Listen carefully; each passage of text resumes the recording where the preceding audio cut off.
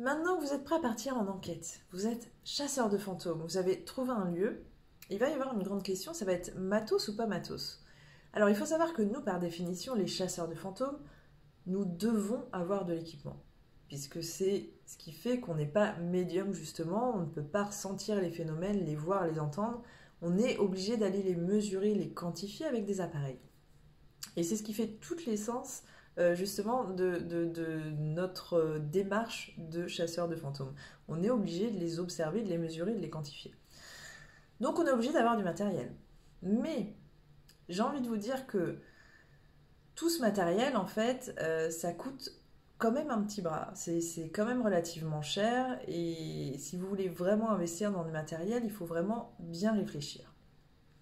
Donc si il est évidemment nécessaire d'avoir du matériel, sachez en tout cas qu'il est possible aussi de contourner un petit peu, en tout cas dans les premiers temps. Puisque quand vous allez vous lancer, je pense qu'il est important quand même que vous fassiez deux, trois enquêtes, on va dire, à blanc, c'est-à-dire juste histoire d'être sûr que vraiment cette vocation vous plaît.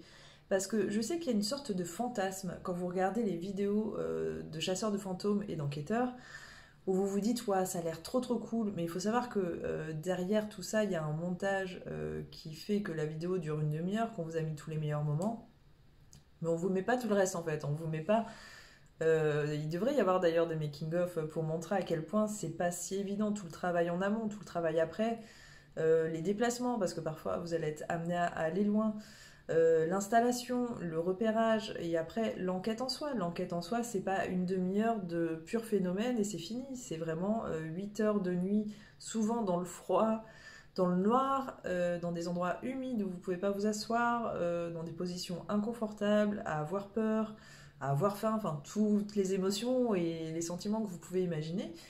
Et c'est beaucoup moins glamour en fait quand on le vit que ce que vous regardez sur vidéo. Donc ça en fait je pense qu'il faut vraiment le tester deux ou trois fois avant de se dire waouh ouais c'est vraiment ce que j'ai envie de faire. Et à partir de là dans ce cas-là si vraiment vous êtes à fond dans votre passion, oui bien évidemment comme toute autre passion, vous pourrez acheter de plus en plus de matériel. Mais en tout cas pour commencer, moi je vous conseillerais de commencer avec très très peu, voire de rien acheter. Mais en fait, ça va dépendre de ce que vous avez déjà chez vous parce qu'il est possible d'utiliser déjà des choses que vous avez chez vous. Déjà, partez avec une lampe torche. Ça, c'est tellement la base de tout, ne serait-ce que d'un point de vue sécuritaire, puisque vous êtes dans le noir pour vous repérer, et c'est tout. Voilà, hein, d'un point de vue sécuritaire. Après, ce qui va être cool aussi avec une lampe torche, c'est que vous allez pouvoir l'utiliser en communication. C'est-à-dire que en fait, si vous tombez, imaginons, sur une entité qui a envie de jouer, communiquer et qui arrive à manipuler du coup la lumière, elle va pouvoir, ça n'arrive pas tout le temps, mais ça peut arriver, jouer avec la lampe et vous répondre à travers de la lampe. Alors soit en morse, soit en réponse à des questions par oui ou par non que vous aurez définies par un code. Donc ça, en fait, voilà, vous voyez, la lampe torche, elle va avoir une double utilité. Un, c'est hyper nécessaire, de toute façon, vous n'avez pas le choix, vous êtes obligé de partir avec une lampe torche. Et s'il vous plaît, évitez la lampe torche du portable, parce que les portables, il faut absolument les laisser éteints, quoi qu'il arrive quand vous partez en enquête. Ça dérègle vraiment trop les appareils, même en mode avion.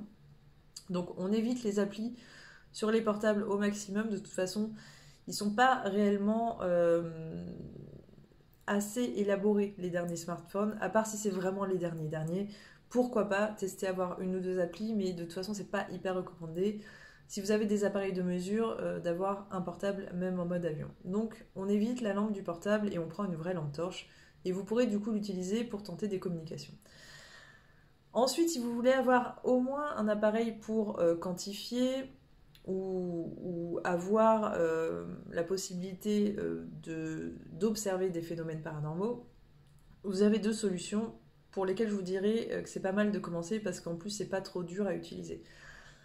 Vous avez le K2. Alors le K2, vous l'avez vu dans toutes les émissions, dans près de tous les enquêteurs, c'est l'appareil le plus basique, c'est cet appareil là avec les petites diodes lumineuses qui va détecter les ondes électromagnétiques. Et du coup, il y a quelque chose d'intéressant dans cet appareil parce que déjà, en effet, il est très simple à utiliser. Visuellement, voilà, enfin, c'est pratique, tout le monde comprend. Il n'y a pas besoin d'avoir fait Bac+5 pour comprendre comment utiliser un cadeau. Le seul problème, c'est qu'en effet, les ondes électromagnétiques, il y en a absolument partout. Il y en a aussi, beaucoup sont naturelles. Et en fait, quand votre K2 va détecter des ondes électromagnétiques, il vous sera impossible de savoir, à part si vous poussez le truc derrière, si ce sont des ondes naturelles ou dues à une activité paranormale. Donc c'est pour ça en fait, le K2 à la fois ça peut être un bon apprentissage parce qu'au début de toute façon comme vous allez faire plein d'erreurs et que vous êtes en train d'apprendre, le K2 va vous permettre de vous rendre compte des choses à faire et des choses à ne pas faire. Voilà, donc ça peut être plutôt cool. Par contre, au début, en effet, le piège, c'est qu'au début, vous allez croire qu'il y a tout le temps des fantômes, et ce ne sera pas le cas. Mais au moins, ça vous permettra d'affiner votre approche, d'affiner peut-être vos questions, votre méthodologie, voilà, tout ça, c'est... Pourquoi pas, un K2, ça peut être intéressant. Après, par la suite, vous verrez que le K2, on l'élimine direct, on prend des appareils beaucoup plus précis que ça. Et sinon, ce que vous pourriez utiliser, c'est aussi un dictaphone pour faire de la TCI. La TCI, j'y reviens dans une autre vidéo pour vous expliquer comment faire une bonne TCI.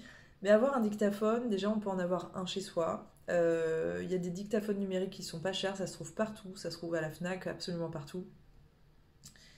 Et ça peut déjà être intéressant pour faire des petites sessions de TCI, de transcommunication instrumentale.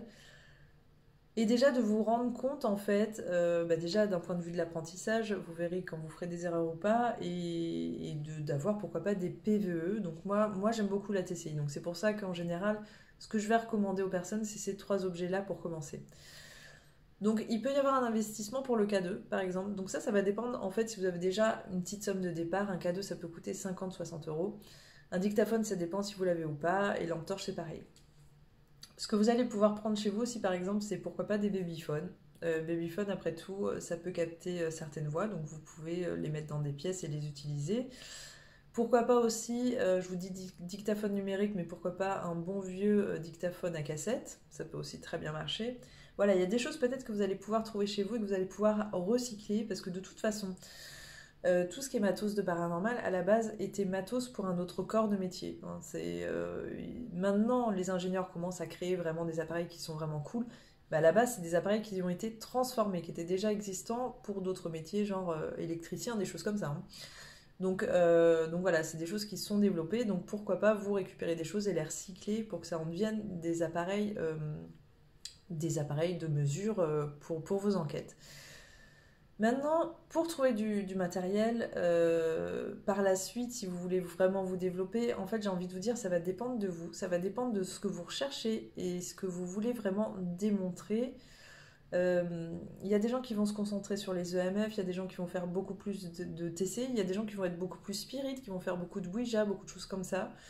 Donc là, en fait, ça va vraiment dépendre. Vous pouvez aussi tout avoir. Donc il y a un moment où, de toute façon, vous allez voir au fur et à mesure des années, si c'est vraiment votre passion, vous allez dépenser des centaines et des centaines d'euros. C'est normal. Donc vous allez avoir beaucoup de matos au bout d'un moment. Mais le problème, c'est que trouver du matos, c'est pas si évident. Alors si vous êtes plutôt spirit, en vérité, c'est là où ça va être le plus simple. Parce qu'il y a beaucoup de boutiques ésotériques en France. Donc ça, c'est plutôt facile pour trouver des choses comme ça.